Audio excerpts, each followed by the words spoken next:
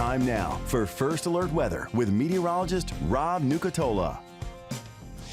All right, we get started on that very active radar. Been watching showers and storms since late last night. Moved from south and west to north and east. The whole boundary that's helping to force these showers out is moving very slowly from west to east. So we've got lots going on. It all equates to a soggy start to the day Wednesday and plenty of on-again, off-again showers into the afternoon and even tonight and maybe even into early tomorrow morning, especially the farther east that you are. So much still backed up out across parts of the Gulf, and all this will continue to lift from south and west to north and east. I see another little blast moving the way right around Cape San Blast, working their way up towards Calhoun and Liberty counties, and that will eventually find areas like Gadsden and Leon.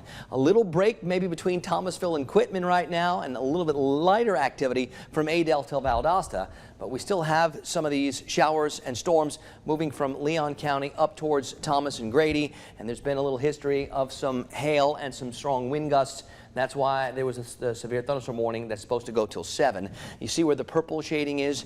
That's our hail tracker, some of the radar indicated hail. I've seen quite a few posts on Facebook and Twitter about it so far this morning. So yeah, absolutely a very busy morning for us, and it's going to continue to be busy for at least a little while longer. Now farther back to the west, things are starting to change just a little tiny bit. The winds are coming from a different direction, and some of the drier air is trying to sneak in. It's likely going to take all day for that to spread from west to east, but we'll be watching that and updating you on that part of the forecast too. We're at 68 degrees right now in Thomasville, 69 in Valdosta, it's 70 in Tallahassee. The breeze, for the most part, is a little bit variable. The more east you are, that breeze is still from the east or south. The more west you are, it's from the west or north, and that'll tell us and show us where that boundary is. From the mid-60s north and west to around 70 south and east. Not going to be a lot of chatter about temperatures today. Most of them are going to stay pretty close to where they are now. Maybe they'll bump up a little bit in some of those breaks and gaps this afternoon. And there's still some potential with some of these cells that are going to come on shore, especially into parts of Jefferson and Taylor counties, where we can get some more of that wind and some more of that hail. But you can see there's so much rain out there, and there's more behind it. It's all got to get through the area, and this whole boundary is moving so slowly, we could end up with some really serious rainfall totals when all is said and done. 1 to 3 inches widespread, maybe some isolated spots even more. Now we get past 8:30, 9 o'clock this morning. Maybe the morning commutes start to dry out for some of us. Eastern areas, I think that's where we're going to find the most rain. Into the afternoon hours, maybe a few more breaks and gaps start to spread on in before we see a little bit more energy surge, a few more showers.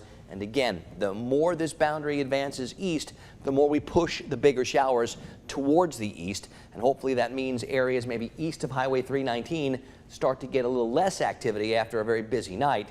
But I don't see any way our eastern sections don't get a bunch of showers still, even later on today and tonight.